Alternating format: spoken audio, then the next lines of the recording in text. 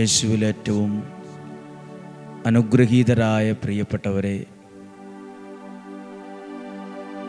ഒരുപാട് പ്രതീക്ഷയോടെയാണ് ഓരോ ദിവസത്തെയും ദൈവവചനം നാം ശ്രദ്ധിക്കുന്നത്, പ്രാർത്ഥിക്കുന്നത്. കേൾക്കുന്ന വചനം നമ്മുടെ ജീവിതത്തെ സ്വാധീനിക്കാൻ തുടങ്ങുമ്പോൾ, അത് നമ്മുടെ ഹൃദയങ്ങളെ തൊടുമ്പോൾ ജീവിതത്തിൽ വലിയ മാറ്റങ്ങൾ ഉണ്ടാകാതിരിക്കില്ല. ഈ നിമിഷം നമ്മളൊരു പ്രത്യേക ഇൻറ്റൻഷനോടുകൂടെയാണ് ഈ 9 ദിവസം പ്രാർത്ഥിക്കുന്നത്. ഒരുപാട് പ്രാർത്ഥന ആവശ്യങ്ങൾ മനസ്സിലുണ്ട് ഓരോ പ്രാവശ്യം വചനം കേൾക്കുമ്പോഴും. ഇന്ന് എല്ലാ കുടുംബങ്ങളെയും ഡെയിലി ബ്ലെസ്സിങ്ങിലൂടെ വചനം കേൾക്കുന്ന ഓരോ വ്യക്തികളെയും കുടുംബത്തെയും സമർപ്പിച്ച് പ്രാർത്ഥിക്കുവാണ്. ഈ വചനം അനേകരിൽ അത്ഭുതമായി മാറുന്നതിന്, അവരിൽ ദൈവത്തിൻ്റെ അനുഗ്രഹം അടയാളപ്പെടുത്തുവാൻ കഴിയുന്ന വിധത്തിൽ ദൈവപ്രവർത്തികൾ സംഭവിക്കുന്നതിനെ ഓർത്ത് ദൈവത്തോട് നന്ദി പറയുവാണ്. ദൈവം സമർത്ഥമായിട്ട് അനുഗ്രഹിക്കട്ടെ എന്ന് എല്ലാവർക്കും വേണ്ടി പ്രാർത്ഥിക്കുന്നു. പ്രതീക്ഷയോടെ പ്രാർത്ഥനയോടെ ആയിരിക്കാം.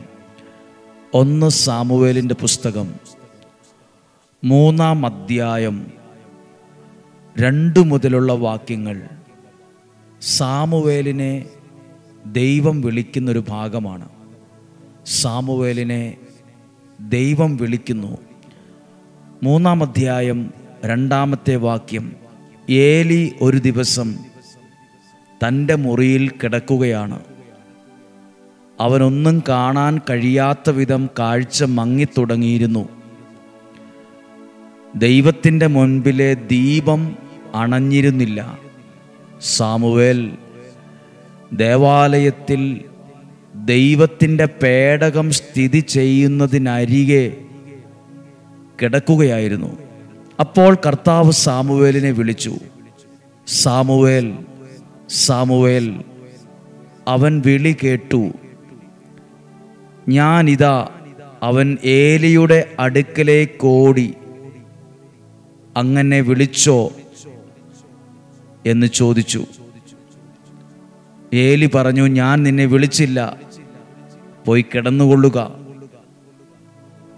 അപ്പോൾ ഏലിയുടെ അടുത്തു ചെന്ന് സാമുവേൽ ചോദിക്കുവാണ്, അങ്ങനെ വിളിച്ചായിരുന്നോ? ഇല്ല, ഞാൻ നിന്നെ വിളിച്ചില്ല, പോയി കിടന്നു. വീണ്ടും സാമുവേലിനെ വിളിച്ചു. അപ്പോൾ സാമുവേൽ വിചാരിക്കുന്നു, ഏലിയാണ് എന്നെ വിളിക്കുന്നത്, ഏലിയാണ് എന്നെ വിളിക്കുന്നത് എന്ന് ചിന്തിക്കുന്നു. വീണ്ടും ചെല്ലുന്നു. അങ്ങനെ വീണ്ടും 3-ാമത്തെ പ്രാവശ്യം, അതാണ് 8 മുതലുള്ള വാക്യം, 3-ാമതും കർത്താവ് സാമുവേലിനെ വിളിച്ചു. അവൻ ഏലിയുടെ അടുത്തേക്ക് ചെന്ന് പറഞ്ഞു, അങ്ങനെ വിളിച്ചല്ലോ, ഞാനിതാ വന്നിരിക്കുന്നു. അപ്പോൾ ഏലിക്ക് മനസ്സിലായി കർത്താവാണ് ബാലനെ വിളിച്ചതെന്ന് ഏലിക്ക് മനസ്സിലായി. അതിനാൽ ഏലി സാമുവേലിനോട് പറഞ്ഞു, പോയി കിടന്നുകൊള്ളുക. ഇനി നിന്നെ വിളിച്ചാൽ കർത്താവെ അരുളി ചെയ്താലും അങ്ങയുടെ ദാസനിതാ ശ്രവിക്കുന്നു എന്ന് പറയണം. ദൈവം വിളിക്കുന്നൊരു ഭാഗമാണ്. ദർശനമുള്ള ഏലി പറഞ്ഞു, ദൈവത്തിൻ്റെ സ്വരം, അതിനോട് നീ പ്രതികരിക്കണം, അതിനോട് ആമേൻ പറയണം. അതുകൊണ്ട് ഇനി വിളിച്ചാൽ കർത്താവേ, ഇതാ ദാസൻ, അരുളി ചെയ്താലും ഞാൻ എന്നെ തന്നെ സമർപ്പിക്കുന്നു എന്ന് പറയണം. ആ വിളിയിൽ സാമുവേൽ പ്രതികരിച്ചു, ഇതാ ഞാൻ, എന്നോട് അരുളി ചെയ്താലും.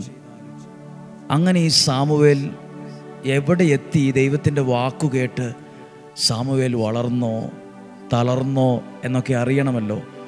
1 സാമുവേലിൻ്റെ പുസ്തകം 3-ാം അധ്യായം 19-ാമത്തെ വാക്യം, സാമുവേൽ വളർന്നു വന്നു എന്നെഴുതിയിട്ടുണ്ട്. ദൈവത്തിൻ്റെ വാക്കു കേൾക്കുന്നവൻ ജീവിതത്തിൽ വളർന്നു വരും. വളർന്നു വന്നു. നിങ്ങളായിരിക്കും, നിങ്ങളുടെ കുടുംബത്തിലെ മക്കൾക്കായിരിക്കും ഈ വചനം കേൾക്കുന്നത്. അവർ അനുഗ്രഹത്തോടെ വളർന്നു വരാൻ ദൈവം ഇടവരുത്തും. വളർന്നു വന്നു. കർത്താവ് അവനോട് കൂടെ ഉണ്ടായിരുന്നു. ദൈവത്തിൻ്റെ വാക്കു കേൾക്കുന്ന കേട്ട ആ വാക്കിനോട് പ്രതികരിച്ച, ആ വാക്കിൽ വിശ്വാസമർപ്പിച്ച, ആ ദർശനത്തോട് മറുതലിക്കാതിരുന്ന സാമുവേലിൻ്റെ കൂടെ ദൈവമുണ്ടായിരുന്നു. അടുത്ത വാക്യം വളരെ ഗൗരവത്തോടെ ചിന്തിക്കേണ്ട ഒരു വാക്കാണ്.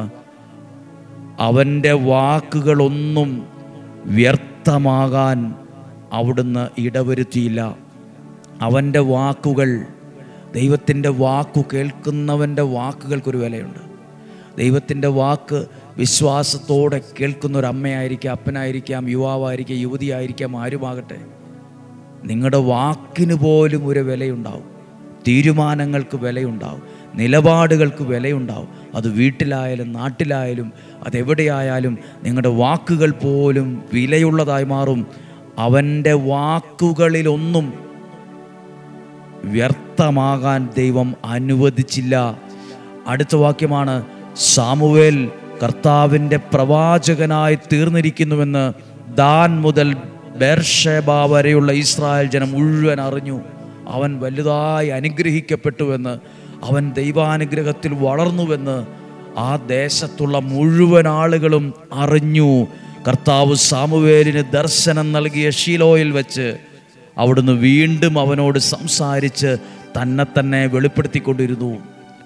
അവൻ്റെ ജീവിതത്തിൽ അനുഗ്രഹം ഇങ്ങനെ തോരാത്ത മഴ പോലെ തുടർന്നുകൊണ്ടിരുന്നു. ഈ വചനങ്ങൾ മറക്കാതിരിക്കുക. ദൈവത്തിൻ്റെ ദർശനം കണ്ട, ആ വാക്കുകൾക്ക് വില കൊടുത്ത സാമുവേൽ ജീവിതത്തിൽ തകർന്നുവെന്നോ പരാജിതനായെന്നോ ലക്ഷ്യത്തിലെത്തിയില്ലെന്നോ ഒന്നുമല്ല എഴുതിയിരിക്കുന്നത്. അവൻ്റെ വാക്കിന് വില വന്നു. അവൻ്റെ പേരും ആ ദേശം മുഴുവൻ ആളുകൾ അറിയാനിട വന്നു. അത് അനുഗ്രഹമുള്ളൊരു വ്യക്തിയായി മാറി ദൈവത്തിൻ്റെ വെളിപ്പെടുത്തലുകൾ അനുഭവിക്കാൻ കഴിയാൻ തുടങ്ങി. ഇതുപോലെ തന്നെയാണ് ദൈവവചനം കേൾക്കാൻ നിങ്ങളെ ദൈവം വിളിച്ചതാണ്. ദൈവം വിളിച്ചതാണ്. ആ സമയത്ത് എനിക്കിതിലൊന്നും താല്പര്യമില്ല, എനിക്കിഷ്ടമില്ല. അല്ല, ദൈവം നിന്നെ വിളിച്ചിട്ടുണ്ട് ഈ വചനം കേൾക്കാൻ, ഈ വചനം ശ്രദ്ധിക്കാൻ. ആ വചനം കേൾക്കാൻ നിന്നെ ദൈവം വിളിക്കുമ്പോൾ അതിനോട് പ്രതികരിക്കാതിരുന്നാൽ, ആമേൻ പറയാതിരുന്നാൽ, സ്വീകരിക്കാതിരുന്നാൽ വേറെ ആർക്കുമല്ല നഷ്ടം. നഷ്ടം വേറെ ആർക്കുമല്ല, നിനക്കാണ്, നിൻ്റെ കുടുംബത്തിനാണ്, നിൻ്റെ ഭാവിയിലാണ് നഷ്ടം വരിക. അതുകൊണ്ട് പ്രിയപ്പെട്ടവരെ, സാമുവേലിനെ വിളിച്ച പോലെ വചനം കേൾക്കാൻ, ആ വചനത്തിന് തന്നെ സമർപ്പിക്കാൻ വിളിച്ചു ചേർക്കപ്പെട്ട കുടുംബങ്ങളും വ്യക്തികളുമാണ് നിങ്ങൾ ഓരോരുത്തരും. ദർശനമുള്ളവർ പറയും, അല്ലെങ്കിൽ ആ വെളിച്ചം കിട്ടിയവർ പറയും, ആ വിളി കിട്ടുമ്പോൾ അതിനെ കളയരുത്. പലരും പറയും, ഇതിലൊന്നും കഥയില്ല, കാര്യമില്ല, എവിടെ അനുഗ്രഹം, ഞാൻ പ്രാർത്ഥിച്ചു എനിക്ക് കിട്ടിയില്ല, അതുകൊണ്ട് ഞാൻ കേൾക്കുന്നില്ല. പ്രിയപ്പെട്ടവരെ, താൽക്കാലികമായി എന്തേലും ഒരു കാര്യം നടക്കാൻ വേണ്ടി മാത്രമല്ല, ജീവിതത്തിൽ എവിടെയും വീണു പോകാതിരിക്കാൻ, സംഭവിക്കാൻ സാധ്യതയുള്ള പല പ്രതിസന്ധികളും ദുരന്തങ്ങളും ദുരിതങ്ങളും മാറിപ്പോകാൻ. ഇങ്ങനെയൊക്കെ പ്രാർത്ഥിക്കാൻ തുടങ്ങിയിട്ട് എന്തെല്ലാം കാര്യങ്ങൾ സംഭവിക്കാൻ സാധ്യതയുള്ള എത്രയോ കാര്യങ്ങൾ ജീവിതത്തിൽ നിന്ന് മാറിപ്പോയിട്ടുണ്ടെന്നറിയാവോ? എത്രയോ കാര്യങ്ങൾ, എത്രയോ വഴക്കുകൾ, എത്രയോ പ്രതിസന്ധികൾ, എത്രയോ തകർച്ചകൾ, എത്രയോ ദുരന്തങ്ങൾ, ദുരിതങ്ങൾ, അപകടങ്ങൾ, അത് ദൂരേന്നേ മാറിപ്പോയി. ദൈവം നമ്മളെ അത്ഭുതകരമായി പരിപാലിച്ചാണ് നടത്തുന്നത്, അത്ഭുതകരമായിട്ടാണ് നയിക്കുന്നത്. ദൈവത്തിൻ്റെ വിളിയാണ്. പ്രിയപ്പെട്ടവരെ, നിങ്ങളും പ്രാർത്ഥിക്കുമ്പോൾ ഓർക്കണം, ഈ വചനം നിങ്ങൾ ഒത്തിരി പേർക്ക് അയച്ചു കൊടുക്കുന്നുണ്ടല്ലോ, ചില സ്റ്റാറ്റസ് ഇടുന്നുണ്ടല്ലോ, അതിലൂടെ അനേകർ ദൈവവചനം ശ്രദ്ധിക്കുമ്പോൾ അത് ദൈവത്തിൻ്റെ ആ വിളിയോടുള്ള പ്രതികരണമാണ്. കാരണം നിങ്ങളിലൂടെ ആരൊക്കെയോ വചനങ്ങൾ കേൾക്കണം. ഇന്നുവരെ കേൾക്കാത്ത ഒരു 10 പേരെങ്കിലും നിങ്ങളിലൂടെ വചനം കേൾക്കുന്ന അനുഗ്രഹങ്ങൾ ഉണ്ടാകണം. നിങ്ങളിലൂടെ ആ വചനം കേൾക്കുമ്പോൾ അതിനകത്തൊരു അനുഗ്രഹം നിങ്ങൾക്കുമുണ്ട്. അവരെ അനുഗ്രഹിക്കുന്ന ആ കൂട്ടത്തിൽ ദൈവം നിങ്ങളെ അനുഗ്രഹിക്കും. ഞാൻ പ്രാർത്ഥിക്കാറുണ്ട്, കർത്താവേ, അങ്ങയുടെ വചനം കേട്ട് ഈ ജനത്തെ, ഈ വ്യക്തിയെ അനുഗ്രഹിക്കുമ്പോൾ ആ കൂട്ടത്തിൽ എന്നെ കൂടി അനുഗ്രഹിക്കണമേ, എൻ്റെ പ്രാർത്ഥനാ നിയോഗങ്ങളെ കൂടി അങ്ങ് സ്വീകരിക്കണമേ. പ്രാർത്ഥിക്കും. ഇന്ന് പ്രാർത്ഥിക്കാം. പ്രത്യേകിച്ചൊരു ആവശ്യബോധത്തോടെയാണ് പ്രാർത്ഥിക്കുന്നത്. നല്ല വിദ്യാഭ്യാസത്തിൻ്റെ മേഖലകളിൽ സൽസ്വഭാവത്തിൻ്റെ രീതിയിൽ നല്ല തിരഞ്ഞെടുപ്പുകളൊക്കെ കുഞ്ഞുങ്ങളുടെ ജീവിതത്തിൽ ഉണ്ടാകാൻ, തലമുറകളിൽ ഉണ്ടാകാൻ, തിരിഞ്ഞു നോക്കി ദുഃഖിക്കാൻ ഇടവരരുത്, തിരിഞ്ഞു നോക്കി സന്തോഷിക്കാൻ ഇടവരണം. അതുപോലെയുള്ള നന്മകൾ ഉണ്ടാകണം. പ്രാർത്ഥിക്കുവാണ്. നമുക്ക് ഈശോയുടെ ആശീർവാദം ഈ കേട്ട വചനത്തിലൂടെ സ്വീകരിക്കാം. കർത്താവേ, അങ്ങയുടെ വചനം ശ്രവിച്ച ഈ പ്രിയപ്പെട്ടവരെ പിതാവിൻ്റെയും പുത്രൻ്റെയും പരിശുദ്ധാത്മാവിൻ്റെയും നാമത്തിൽ അനുഗ്രഹിച്ചു പ്രാർത്ഥിക്കുന്നു. ദൈവാനുഗ്രഹം ഉണ്ടാകട്ടെ, ദൈവത്തിൻ്റെ സഹായം ലഭിക്കട്ടെ. രോഗങ്ങളിൽ നിന്നും, അപകടത്തിൽ, ദുർമരണത്തിൽ നിന്നും, മൂപ്പെത്താത്ത മരണത്തിൽ നിന്നും, ചതിയിൽ നിന്നും, വഞ്ചനയിൽ, നിരാശയിൽ നിന്നും, കുറ്റബോധത്തിൽ നിന്നും സ്വർഗത്തിലെ വലിയവനായ ദൈവം നിങ്ങളെ സൂക്ഷിക്കട്ടെ, സംരക്ഷിക്കട്ടെ. ദീർഘായുസ്സും ആരോഗ്യവും സന്തോഷവും സമാധാനവും നിലനിൽക്കുന്ന വലിയ ഐശ്വര്യം നിങ്ങൾക്കുണ്ടാകട്ടെ. നിങ്ങളുടെ കുഞ്ഞുങ്ങളുടെ ഭാവി റിസൾട്ടൊക്കെ വരുമ്പോൾ നല്ല വിജയം നൽകി, അതിലൂടെ പുതിയ തിരഞ്ഞെടുപ്പൊക്കെ നടത്തി നല്ലത് തിരഞ്ഞെടുത്ത് നല്ല രീതിയിൽ മുന്നോട്ട് പോകാനുള്ള ഒരു ദൈവഭാഗ്യം കൈവരട്ടെ. യേശുവിൻ്റെ നാമത്തിൽ അനുഗ്രഹിച്ചൊരിക്കൽ കൂടി പ്രാർത്ഥിക്കുന്നു, ഇപ്പോഴും എപ്പോഴും എന്നേക്കും. ആമേൻ. വളരെ നല്ലൊരു ദിവസം പ്രാർത്ഥനയോടെ നിങ്ങൾക്ക് ആശംസിക്കുന്നു. നാളെയും 5:30 ഒരുമിച്ച് കാണാം, ഒരുമിച്ച് പ്രാർത്ഥിക്കാം. നല്ല ദിവസമായിരിക്കട്ടെ, സന്തോഷത്തോടെ ആയിരിക്കട്ടെ. നാളെ നമ്മൾ ഒരുമിച്ച് കാണുന്നത് വരെ കണ്ണിലെ കൃഷ്ണമണി എന്ന പോലെ സ്വർഗത്തിലെ ദൈവം എന്നെയും നിങ്ങളെ കാത്തു സൂക്ഷിക്കട്ടെ. ആമേൻ.